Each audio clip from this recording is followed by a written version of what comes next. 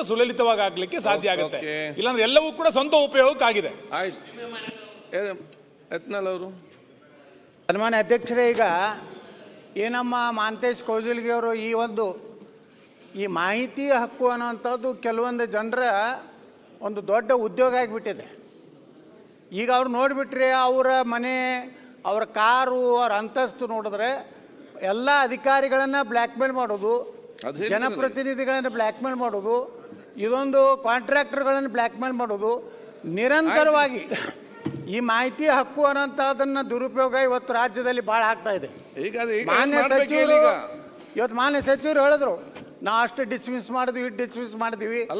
ಆದರೆ ಆ ಮಾಹಿತಿ ಹಕ್ಕು ಕೇಳೋರ್ದು ಏನೇನಿದೆ ಅವ್ರ ಮೇಲೆ ತನಿಖೆ ಆಗಬೇಕು, ಅವ್ರಿಗೆ ಏನಾದರೂ ಕಠಿಣ ಶಿಕ್ಷೆ ಆಗಬೇಕು. ಯಾಕಂದ್ರೆ ಅವರು ಭ್ರಷ್ಟಾಚಾರ ಮಾಡೋದಕ್ಕೆ ಈ ಮಾಹಿತಿ ಹಕ್ಕು ಕಾಯ್ದೆಯನ್ನ ದುರುಪಯೋಗ ಮಾಡ್ಕೊತಾ ಇದ್ದಾರೆ. ಅದಕ್ಕೆ ನಾನು ಸರ್ಕಾರಕ್ಕೆ ಆಗ್ರಹ ಮಾಡ್ತೀನಿ, ಅವ್ರ ಬಗ್ಗೆ ವಿಶೇಷ ಕಾಳಜಿ ಕನಿಕರ ಬೇಕಾಗಿಲ್ಲ. ಅವರು ಭ್ರಷ್ಟಾಚಾರದ ಪಿತಾಮಹ ಅವರು ಆಗ್ತಾ ಇದ್ದಾರೆ. ಅದಕ್ಕೆ ಅಧ್ಯಕ್ಷರೇ, ಅದರ ಮೇಲೂ ಒಂದು ವಿಜಿಲೆನ್ಸ್ ಇರಬೇಕು. ಆ ಮಾಹಿತಿ ಹಕ್ಕುದಾರ ಮೇಲೂ ಒಂದು ವಿಜಿಲೆನ್ಸ್ ಆಗಬೇಕು. ಅದು ಅವರ ಆಸ್ತಿ ಪಾಸ್ತಿನೂ ಸಹ ಇವತ್ತು ತನಿಖೆ ಆಗಬೇಕು. ಅಂದಾಗ ಅವ್ರು ನಿಜವಾಗಿ ಮಾಹಿತಿ ಹಕ್ಕುದಾರರು ಅಥವಾ ಸರ್ಕಾರವನ್ನ, ಅಧಿಕಾರಿಗಳನ್ನ, ರಾಜಕಾರಣಿಗಳನ್ನ ಬ್ಲ್ಯಾಕ್ ಮೇಲ್ ಮಾಡುವಂತ ಮಾಹಿತಿ ಹಕ್ಕುದಾರರು ಭಾಳ ಆಗಿದ್ದಾರೆ. ಇದಕ್ಕೆ ಒಂದು ರೀತಿ ಕಂಟ್ರೋಲ್ ತರುವಂತ ಕಾನೂನನ್ನ ರಾಜ್ಯದಲ್ಲಿ ಜಾರಿ ಮಾಡಬೇಕು. ಮಾನ್ಯ ಸಭಾಧ್ಯಕ್ಷರೇ, RTI ಏನಿದೆ, it's A very powerful weapon. ಭಾಳ ಒಂದು ಒಳ್ಳೆ ಇತ್ತು UPA ಸರ್ಕಾರ ತಂದಿದ್ದು ಒಂದು ಒಳ್ಳೆ ವೆಪನ್. ಸಜೆಷನ್ಸ್ ಅದು ಅನ್ಫಾರ್ಚುನೇಟ್ಲಿ ಮಾಹಿತಿ ಹಕ್ಕುದಾರರ ಕಾರ್ಗಳನ್ನ ನಾವು ನೋಡ್ತೀನಿ.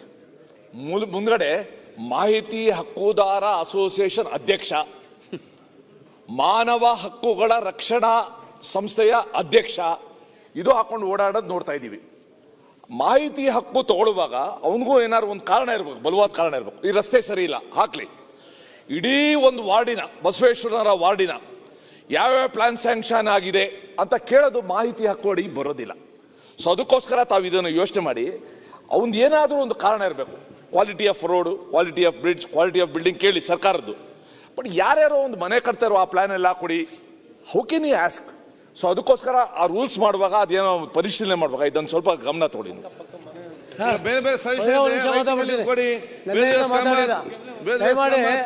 ಮಾನ್ಯ ಅಧ್ಯಕ್ಷರೇ, ಒಂದು ನಿಮಿಷ ಆಯ್ತು, ಎಲ್ಲರಿಗೂ ಮಾತಾಡ್ಲಿಕ್ಕೆ ಮಾಹಿತಿ ಹಕ್ಕುದ ಚರ್ಚೆ ಅಲ್ಲ.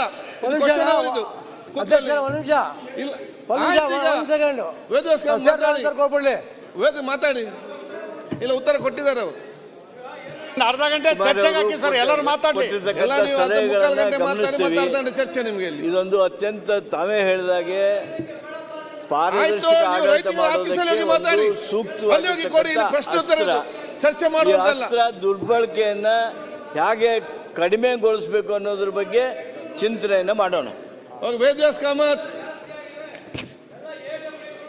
ಕಾಮತ್ ಈಗ ಅವರನ್ನೆಲ್ಲ ನಿಮ್ಮನ್ನು ಸರಿಪಡಿಸ್ಬೇಕು. ಸ್ವಲ್ಪ ಕೂತ್ಕೊಳ್ಳಿ. ಈಗ ಅಧ್ಯಕ್ಷ, ನಮ್ಮನ್ನು ಸರಿಪಡಿಸೋದು ಮಾಡಿ ಸರ್.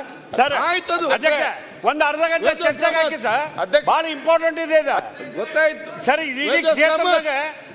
ಕೆಲಸ ಮಾಡೋ ಪರಿಸ್ಥಿತಿ ಇಲ್ಲ. ನೀವು ಮಾತಾಡಿ, ಇದ್ರ ಬಗ್ಗೆ ಚರ್ಚೆ ಮಾಡಿ, ಫೀಸ್ ಹೆಚ್ಚು ಮಾಡಿ, ತಿದ್ದುಪಡಿ ತಗೊಂಡ್ಬರ್ರಿ. ಮಾಡಬೇಡಿ.